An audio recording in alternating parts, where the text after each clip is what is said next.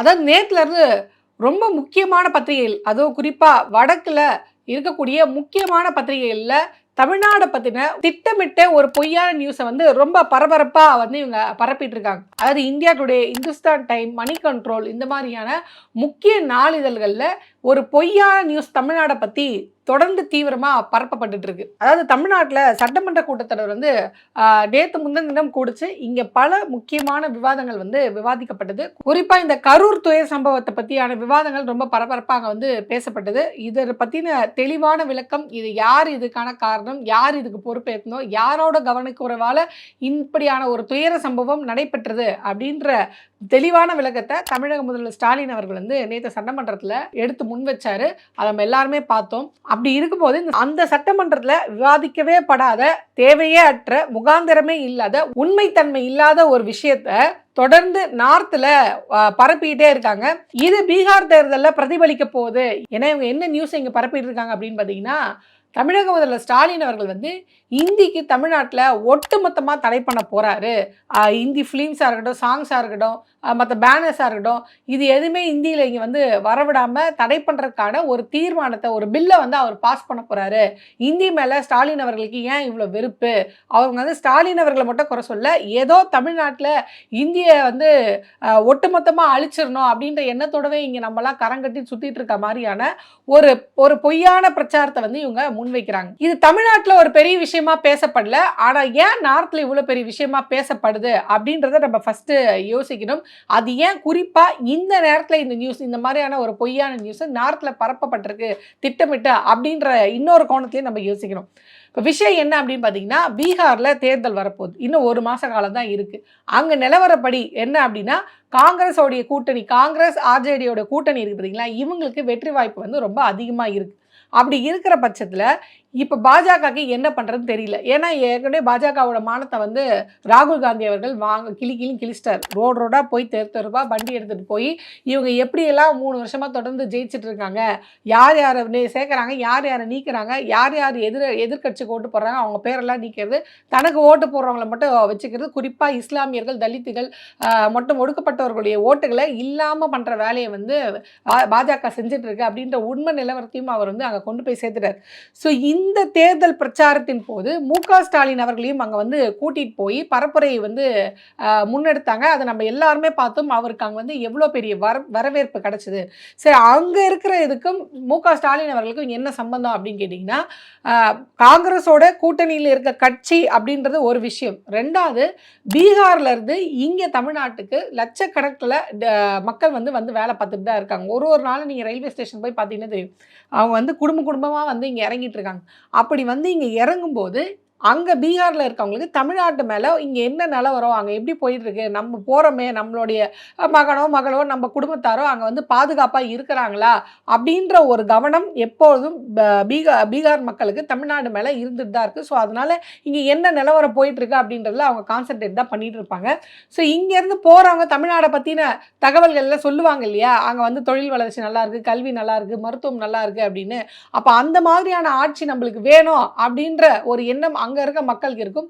So இவர் அங்கே போய் பரப்புரை பண்ணும்போது எப்படி பாஜக இவங்களை வந்து சுரண்டுது, நீங்கள் வந்து இதுலேருந்து மீண்டு வரணும்னா நீங்கள் யாரை வந்து ஆதரிக்கணும், இந்த தமிழ்நாடு மாதிரி ஒரு வளர்ச்சியான மாநிலம் வேணும்னா நீங்கள் காங்கிரஸ் ஆதரிங்க அப்படின்ற மாதிரியும் ஒரு பிரச்சாரங்கள் முன்னெடுக்கும் போது அங்கே ஒரு நல்ல ரீச் கிடைக்குது இவங்களுக்கு. இப்போ இந்த ரீச்சை வந்து இவங்க வந்து நாசம் பண்ணி ஆகணும். அதனால் என்ன பண்ணுறாங்க அப்படின்னு பார்த்தீங்கன்னா, ஸ்டாலின் அவர்கள் முழுக்க இந்திக்கு எதிரானவர், பாருங்க அவர் வந்து இந்தியை தடை போட போறாரு, அதுவும் அவர் வந்து ஏதோ இந்தி படிக்கிறத வந்து அவர் தடை பண்ணல, மொத்தமா இந்தியவே தடை பண்றாரு, இந்தி படம் வரக்கூடாது, இந்தி பாட்டு வரக்கூடாது, இந்தி பேனர் வரக்கூடாது, அப்படி தடை பண்றாரு அப்படின்னு ஒரு பொய்யான பிரச்சாரத்தை வந்து இவங்க பரப்பிட்டு இருக்காங்க.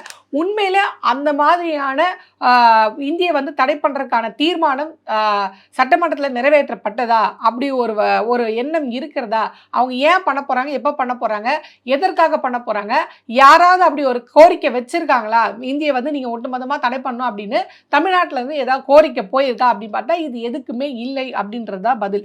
ஸோ இதோடைய உண்மை நிலவரம் என்ன அப்படின்னு ஆராய்ஞ்சு பார்க்கும்போது தமிழ்நாடு அரசின் தகவல் சரிபார்ப்பு அது மூலியமா விசாரிக்கும் போது இல்லை, இது வந்து முழுக்க ஒரு பொய்யான செய்தி திட்டமிட்டு பரப்புறாங்க அப்படின்ற ஒரு உண்மை நிலவரம் வெளியே வருது. அது மட்டும் இல்லாமல் தமிழ்நாடு தமிழ்நாடு சட்டமன்ற செயலாளரும் இதை வந்து மறுத்திருக்காரு. அப்படி ஒரு விஷயமே கிடையாது. இந்த மாதிரி யாரும் இங்கே இந்தியை தடை பண்ண போகிறதும் இல்லை, அதுக்கான பில்லும் இங்கே வந்து பாஸ் பண்ண போகிறது இல்லை. ஸோ இல்லவே இல்லாத ஒரு விஷயத்தை இவங்க ஏன் நார்த் இந்தியாவில் தொடர்ந்து திட்டமிட்டு பரப்புறாங்க?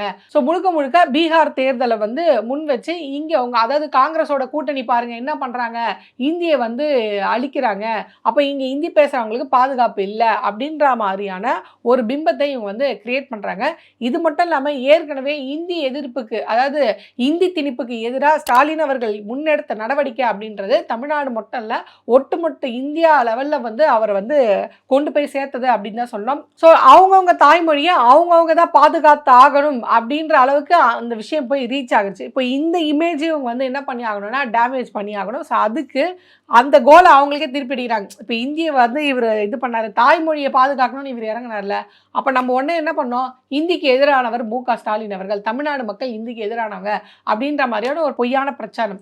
இங்கே ஒருபோதும் எந்த மொழிக்கும் யாருமே வந்து அடிக்கணும் அப்படின்ற எண்ணம் தமிழ்நாட்டில் ஒருபோதும் இருந்தது கிடையாது. இங்கே ரொம்ப காலமாக இருமொழி கொள்கையை தான் வந்து நம்ம யூஸ் பண்ணிட்டு இருக்கோம். ரொம்ப வருஷத்துக்கு முன்னாடியே அண்ணா அவர்கள் வந்து இங்கே ஏற்படுத்தி வச்சுட்டு போயிட்டார், இருமொழி கொள்கை எங்களுக்கு போதும், இங்கே இருக்கிறதுக்கு தமிழ்நாட்டுக்குள்ளே எங்களுக்கு தமிழ் மொழி போதும், உலக தொடர்புக்கு எங்களுக்கு வந்து ஆங்கிலம் போதும், இதுக்கு மேலே எங்களுக்கு ஹிந்தி எதுக்கு அப்படின்னு அவர் சொல்லி வச்சுட்டு போயிட்டாரு. அதே தான் இது வரைக்கும் நம்ம தமிழ்நாட்டில் ஃபாலோ பண்ணிட்டு வரோம். ஸோ தமிழ்நாடு அரசு அலுவலகங்கள் எல்லாத்துலேயுமே தமிழ் தான். இப்போ நீதிமன்றம்னு எடுத்துக்கிட்டிங்கன்னா அங்கே ஆங்கிலத்தில் இது பண்ணுறாங்க. இது பத்தாதைக்கு ஒன்றிய அரசோட நிறுவனம், வங்கி, அது ரயில்வே, இந்த இடத்துலலாம் வந்து இந்தி இருந்துட்டு தான் இருக்குது. ஸோ இப்படி இருக்கும்போது இங்கே நம்ம ஏன் வாண்டடாக வந்து இந்தியை நாங்கள் தடை பண்ண போகிறோம்? இங்கே எல்லாருமே நாங்கள் வந்து இந்தியை நாங்கள் படிக்கணும்னு ஆர்வமாக இருக்கா மாதிரியும், அது எப்படி நீங்கள் இந்தியை படிக்கலாம், இந்தியை படிக்கக்கூடாது தடை விதிக்கிற மாதிரியும், அந்த மாதிரி ஒரு இல்லவே இல்லாத ஒரு விஷயத்தை எதுக்கு இவங்க திட்டமிட்டு பரப்புகிறாங்க? ஸோ இவங்க என்னன்னா இந்திக்கு எதிரானவர்கள், இந்தி மொழிக்கு எதிரானவர்கள் தமிழர்கள், அதுவும் குறிப்பாக திமுக வந்து இந்தியை வந்து ஒட்டு மொத்தமாக அழிக்கணும் பார்க்குது, அதனால தான் இப்படி ஒரு பில்லை பாஸ் பண்ணுறாங்க அப்படின்ற ஒரு பொய்யான தகவலை வந்து தொடர்ந்து இவங்க வந்து மீடியாக்களில், அதுவும் அவங்களோட மோடி அவர்கள் மீடியாக்களில் தொடர்ந்து வந்து பரப்பிட்டே இருக்காங்க. ஸோ இந்த மாதிரியான பொய்யான பிரச்சாரத்தை இந்த மாதிரி உருவாக்குறது இவங்களுக்கு இதான் முதல் தடையாக பிஜேபிக்குன்னு பார்த்தீங்கன்னா அதுதான் இல்லை. ஏற்கனவே இவங்க என்ன பண்ணாங்க அப்படின்னு பார்த்தீங்கன்னா, திருப்பூர்லேயும் கிருஷ்ணகிரியிலும் நடந்த ஒரு தனி பிரச்சனையை ஒட்டுமொத்தமாக தமிழர்கள் எல்லாருமே வந்து பீகாரிகளை வந்து தாக்குறாங்க, அவங்க ஊருக்கு போக சொல்லி அடித்து தரத்துறாங்க, அவங்கள இங்கே இருக்கவங்க தாக்குறாங்க, பீகாரிகளை வந்து வட மாநில இளைஞர்கள் வந்து தாக்கிட்டு இருக்காங்க, பாதுகாப்பு இல்லை அப்படின்னு தேசிய லெவலில் தமிழ்நாடை பற்றி ஒரு பொய்யான தகவலை வந்து அவங்க இதுக்கு முன்னாடியே பண்ணாங்க. குறிப்பாக ஒரு 2 சம்பவத்தை வந்து நான் அவங்களுக்கு வந்து சொல்கிறேன். அதாவது பவன் யாதவ் அப்படின்றது, இது வந்து திருப்பூரில் நடக்குது. பவன் யாதவ் அப்படின்றவர் என்னன்னா ஜார்க்கண்டை சேர்ந்தவர்.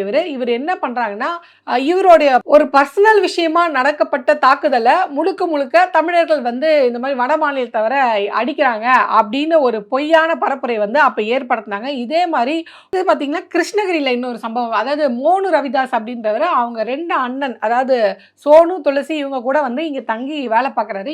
இவருக்கு இங்கே வேலை பார்க்கறதுல விருப்பம் இல்லை. ஆனால் அவங்க அண்ணன் என்ன சொல்கிறாருன்னா, இல்லை நம்ம இங்கே இருந்து வேலை செஞ்சு தான் ஆகணும் அப்படின்னு. ஸோ இவருக்கு ஏற்பட்ட ஏதோ ஒரு பர்சனல் காரணத்துக்காக இவர் வந்து சூசைட் பண்ணிக்கிறாரு. இது வந்து பின்னாடி உடற்கூறு ஆய்வில் தெரிய வருது, அவர் வந்து அட்டெம்ப்ட் சூசைட் அப்படின்ட்டு தெரிய வருது. ஆனால் அதையும் வந்து பொய்யா என்ன பண்ணுறாங்கன்னா, இல்லை பாருங்கள், வட மாநிலத்தவர்களுக்கு வந்து தமிழ்நாட்டில் பாதுகாப்பு இல்லை, இந்த மாதிரி பண்ணிட்டாங்க அப்படின்னு ஒரு பொய்யான செய்தியை பரப்புறாங்க. ஸோ இந்த மாதிரியான பொய்யான செய்திகளை பரப்புறதுல பின்னாடி யார் இருந்து வேலை பார்த்துக்க அப்படின்னு பார்த்தீங்கன்னா பிஜேபி சார்ந்தவங்களா தான் இருக்கிறாங்க. குறிப்பாக உத்தரப்பிரதேசத்துடைய ஸ்போக் பர்சன் பிரசாந்த் பட்டேல் உமாரோ அப்படின்றவர் பாஜகவை சார்ந்தவராக இருக்காரு. அவர் தான் இந்த மாதிரியான ஃபால்ஸ் நியூஸை தொடர்ந்து வந்து ஸ்ப்ரெட் பண்ணிட்டு இருக்காங்க. அதாவது பீகாரிகள் இங்கே தமிழ்நாட்டில் தாக்கப்பட்டாங்க அப்படின்ற பொய்யான செய்தியை வந்து பரப்பிட்டு இருந்தாங்க. அப்போ அந்த நேரத்தில் தமிழக அரசு அது ரொம்ப சரியான முறையில் ரொம்ப விரைவாக கையாண்டதுனால அந்த விஷயம் ரொம்ப பெருசாக வெடிக்காமல் ரொம்ப கரெக்டான முறையில் அப்போ வந்து அதை ஹேண்டில் பண்ணாங்க. குறிப்பாக ஆல்ட் நியூஸ் அப்படின்ற மீடியா வந்து இது களத்தில் போய் ஆய்வு பண்ணி உண்மையிலே என்ன நடந்தது, எப்படியான பொய்யான செய்திகளை வந்து தொடர்ந்து பரப்பிட்டு இருக்காங்க அப்படின்ற உண்மை கலவரத்தை சரியான நேரத்தில் வந்து அவர் வெளிக்கொண்டு வந்தாங்க. ஸோ அந்த ஜேர்னலிஸ்ட்டுக்கு வந்து தமிழ்நாடு சார்பாக விருதும் கொடுக்கப்பட்டது. ஏன்னா அவர் அந்த நேரத்தில் வெளிக்கொண்டு வந்த அந்த உண்மைன்றது ஒரு மிகப்பெரிய பிரச்சனையை வந்து சரியான கோணத்தில் கொண்டு போய் காய்ச்சனால ஒரு மிகப்பெரிய ஆபத்தை வந்து தடுக்க நேரிட்டது. ஸோ அவரோட பங்களிப்பை வந்து பாராட்டி தமிழ்நாடு அரசு அவர்களுக்கு வந்து விருது கூட கொடுத்து. ஸோ இப்படி தொடர்ந்து தொடர்ந்து திட்டமிட்டு இவங்க என்ன பண்றாங்க அப்படின்னு பார்த்தீங்கன்னா, அங்க தமிழ்நாட்டுல ஏதோ பீகாரிகளுக்கும், வட மாநில தொழிலாளர்களுக்கும் பாதுகாப்பு இல்லாம இருக்கிறாங்க. இங்க தொடர்ந்து இந்தி பேசுறவங்களையும், இந்தி மொழியும் வந்து இங்க இருக்கிறவங்க வந்து ஒரு வெறுப்ப உணர்வோடு தான் பார்க்குறாங்க அப்படின்ற ஒரு பொய்யான கருத்தை இங்க இருந்து அங்க கொண்டு போய் சேர்த்துட்டு இருக்காங்க. ஸோ பாஜக இந்தி மேல இவ்வளோ அக்கறையா பேசுறாங்கல்ல, இந்திய அழிக்கிறாங்க, இந்திய ஒழிக்கிறாங்க அப்படின்ட்டு. ஆனா அவங்களே பாருங்க, இந்தியா, சான்ஸ்கிரிட்டா அப்படின்னு வரும்போது சான்ஸ்கிரிட்டுக்கு தான் முக்கியத்துவம் அதிகமாக கொடுப்பாங்க. இப்போ சமீபமாக 2014லேருந்து 2025ல் யூனியன் கவர்மெண்ட் வந்து இந்த ஃபண்டு அலாகேட் பண்ணுவாங்கல்ல, லாங்குவேஜ் ரீஜனல் லாங்குவேஜ்க்கு, அதில் எந்தெந்த மொழிக்கு இவங்க எவ்வளோவில் வந்து கொடுத்துருக்காங்க, நிதி பங்களிப்பு கொடுத்துருக்காங்க அப்படின்றத எடுத்து பார்க்கும்போது நீங்கள் எவ்வளோ தூரம் மற்ற மொழிக்கு முக்கியத்துவம் கொடுக்குறீங்க அப்படின்றது தெரியும். இப்போ உதாரணத்துக்கு இவங்க சான்ஸ்கிரிட்டுக்கு மட்டும் கொடுத்துருக்க நிதி எவ்வளோ அப்படின்னு பார்த்தீங்கன்னா 2532 கோடி வந்து இவங்க வந்து சான்ஸ்கிரிட் கொடுத்துருக்காங்க. இதே இந்திக்கு எவ்வளோ கொடுத்துருக்காங்க அப்படின்னு பார்த்தீங்கன்னா 426 கோடி தான் வந்து இவங்க வந்து கொடுத்துருக்காங்க. இப்போ நீங்கள் தான் சொல்கிறீங்க இந்தியை வந்து இது பண்ணால் அது பண்ணணும், ஹிந்தியில் படிங்க, இங்கிலீஷில் படிக்கிறது அசிங்கம் அப்படின்னு. அப்போ ஏன் சான்ஸ்கிரிட்டுக்கு நீங்கள் இவ்வளோ அமௌண்ட் ஒதுக்குறீங்க? நீங்கள் தலையில் தூக்கி வச்சாடுற இந்திக்கே எவ்வளோ கம்மியாக கொடுக்குறீங்க? சரி, இந்திக்கே இவங்க இவ்வளோ ஒதுக்குறாங்களே, மற்ற மாநில மொழிகளுக்கு இவங்க எவ்வளோ ஒதுக்குறாங்க அப்படின்னு பார்த்தீங்கன்னா, தமிழுக்கு வந்து இவங்க 113 கோடி வந்து ஒதுக்குறாங்க. இது தெலுங்குக்கு எவ்வளோ ஒதுக்குறாங்க அப்படின்னு பார்த்தீங்கன்னா 12 கோடி, கன்னடாக்கு வந்து 12 கோடி, ஒடிசாக்கு 4 கோடி, மலையாளத்துக்கு 4 கோடி. இப்போ இதுலேருந்து நம்மளுக்கு என்ன தெரியுது? இவங்க உண்மையிலேயே இந்தி மேலெல்லாம் அக்கறை இல்லை. இந்தின்றது இவங்க போட்டிருக்க முகமுடி. ஃபஸ்ட்டு எல்லா மொழியையும் அழிச்சிட்டு இந்தியை வச்சுட்டு கடைசியில் இந்தியவே தட்டி தூக்கிட்டு சான்ஸ்கிரிட்டை கொண்டு வந்து நம்மக்கிட்ட சேர்ப்பாங்க. ஸோ இவங்க தொடர்ந்து என்ன பண்ணுறாங்கன்னா, மற்ற மாநிலத்து மொழியை அழிக்கிறதுக்கான வேலையை பாஜக செஞ்சுட்டு இருக்கு. அந்த அரசியலில் தமிழ்நாடு ஒருபோதும் சிக்கலை. அது மட்டும் இல்லாமல் இந்தி திணிப்புக்கு எதிராக இங்கே எடுக்கப்பட்ட நடவடிக்கைகள், போராட்டங்கள் இது எல்லாமே என்ன ஆயிடுச்சுன்னா, மற்ற மாநிலத்திலையும் வந்து நம்ம மொழியை பாதுகாக்கணும் அப்படின்ற உணர்வை வந்து அது தூண்டி விட்டுருச்சு. இதனால ஸ்டாலின் அவர்கள் இந்தியா பூரா வந்து பேர் வாங்கிட்டாரு அப்படின்னு தான் நம்ம சொல்லணும். இந்த பேர் இவங்களுக்கு பொறுக்கலை. ஸோ அதனால் இவங்க என்ன பண்ணுறாங்கன்னா, திட்டமிட்டு ஏதோ இந்தியை வந்து தமிழ்நாட்டில் தடை பண்ணுறாங்க, அதுக்கான சட்டத்தை கொண்டு வர போகிறாங்க அப்படின்னு இல்லவே இல்லாத, நடக்கவே நடக்காத, அப்படி ஒரு முகாந்திரமே இல்லாத ஒரு செய்தியை திட்டமிட்டு இவங்க வந்து பரப்புறது அப்படின்றது.